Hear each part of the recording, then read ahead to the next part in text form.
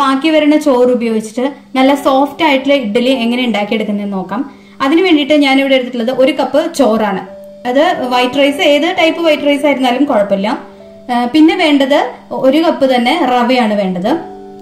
അതിപ്പോ നമ്മൾ ചോറ് ഏത് ഗ്ലാസ്സിലാണോ ഏത് കപ്പിലാണോ അളന്നെടുക്കുന്നത് അതേ കപ്പിൽ തന്നെ റവയും എടുക്കുക. 1 കപ്പ് റവ തന്നെയാണ് വേണ്ടത്, സെയിം അളവ്. പിന്നെ വേണ്ടത് 1 കപ്പ് സെയിം അളവ് തന്നെ 1 കപ്പ് തൈരാണ് വേണ്ടത്. അപ്പൊ ഇത്രയും സാധനങ്ങളാണ് ഈ ഇഡ്ഡലി ഉണ്ടാക്കിയെടുക്കാനായിട്ട് വേണ്ടത്. ഇതിപ്പോ നമുക്ക് ആദ്യം തന്നെ ഈ ചോറ് നന്നായിട്ടൊന്ന് മിക്സിയിലിട്ട് ഒന്ന് അരച്ചെടുക്കാം. ഇപ്പൊ ഞാനിവിടെ ചോറ് നന്നായി പേസ്റ്റ് പോലെ നന്നായി അരച്ചെടുത്ത് വെച്ചിട്ടുണ്ട്. ഇനിയിപ്പോ ഇതിലേക്ക് നമുക്ക് ഇട്ട് കൊടുക്കേണ്ടത് റവയാണ്. 1 കപ്പ് റവ അത് ഇട്ട് കൊടുക്കാം. എന്നിട്ട് പിന്നെ ഇനി ഇട്ട് കൊടുക്കേണ്ടത് തൈരാണ്. ഇതും കൂടി ഇതിലേക്ക് ചേർത്ത് കൊടുക്കാം.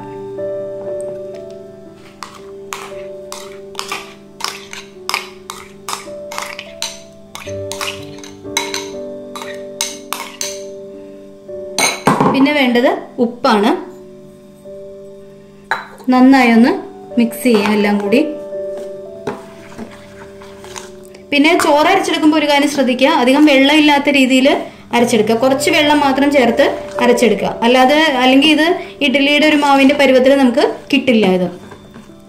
ഇനി വെള്ളം ഒഴിച്ചു കൊടുക്കുക. ആദ്യം കുറച്ച് വെള്ളം ഒഴിച്ചു കൊടുക്കുക.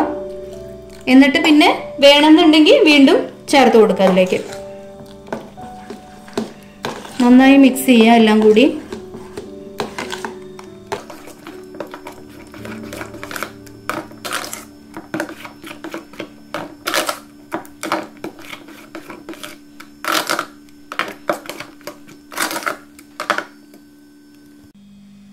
ഇതാണ് ഇപ്പൊ ഈ മാവിന്റെ പാകം എന്ന് പറയുന്നത്. ഞാനിപ്പോ ഇത് കട്ടയൊന്നും കെട്ടാത്ത രീതിയിൽ നന്നായിട്ട് മിക്സ് ചെയ്തെടുത്തിട്ടുണ്ട്. ഇനിയിപ്പോ ഇതൊരു 20 മിനിറ്റിന് ശേഷം നമുക്ക് ഇഡ്ഡലി ഉണ്ടാക്കിയെടുക്കാം. നമുക്ക് ഇപ്പോൾ ഇവിടെ 20 മിനിറ്റ് കഴിഞ്ഞിട്ടുണ്ട്. ഇനിയിപ്പോൾ നമുക്ക് ഇഡ്ഡലി ഉണ്ടാക്കാം. അതിന് വേണ്ടിയിട്ട് തട്ടിലേക്ക് ഓയിൽ പുരട്ടി കൊടുക്കാം.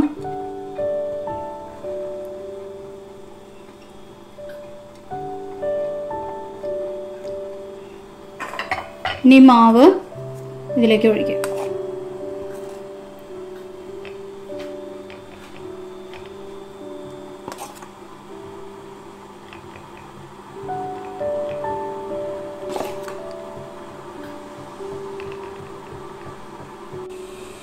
ഇപ്പൊ വെള്ളം ഇവിടെ നന്നായി തിളച്ചിട്ടുണ്ട്. ഇനിയിപ്പോ നമുക്ക് ഈ തട്ട് ഇതിലേക്ക് വെച്ചു കൊടുക്കാം.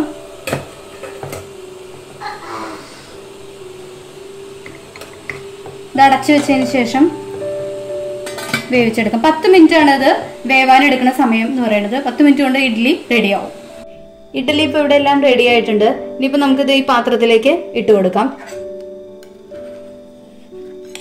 കണ്ടില്ലേ, നല്ല സോഫ്റ്റ് ആയിട്ടാണ് ഇരിക്കുന്നത്. നമ്മൾ സാധാരണ മാവരച്ചുണ്ടാക്കുന്ന ഇഡ്ഡലിയുടെ അതേ രീതിയിൽ തന്നെയാണ് ഇരിക്കുന്നത്.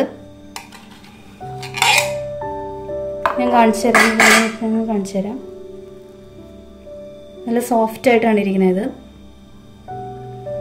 അപ്പൊ എല്ലാവരും ഇത് ട്രൈ ചെയ്ത് നോക്കാം. വളരെ എളുപ്പമാണ് ഉണ്ടാക്കിയെടുക്കാൻ, പെട്ടെന്ന് തന്നെ ഉണ്ടാക്കിയെടുക്കാൻ പറ്റും. അപ്പൊ എല്ലാവരും ഇത് ട്രൈ ചെയ്ത് നോക്കാം.